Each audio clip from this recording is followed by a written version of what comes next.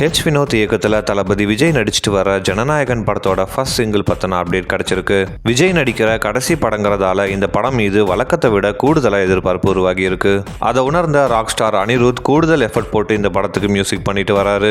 அந்த வகையில் ஜனநாயகன் படத்தோட ஃபர்ஸ்ட் சிங்கிள் வர பிப்ரவரி 14 காதலர் தின ஸ்பெஷலாக வெளியாகும்னு சொல்லப்படுது. மேலும் இந்த பாட்டுக்கு ஒன் லாஸ்ட் டான்ஸ்னு பேர் வச்சிருக்கிறதா சொல்றாங்க.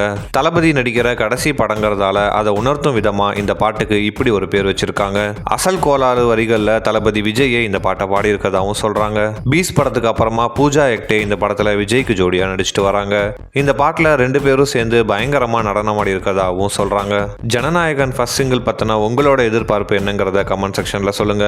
மேலும் இந்த வீடியோ பிடிச்சிருந்தா லைக் பண்ணுங்க. இது போன்ற வீடியோக்களுக்கு தொடர்ந்து நம்ம சேனலை சப்ஸ்கிரைப் பண்ணுங்க.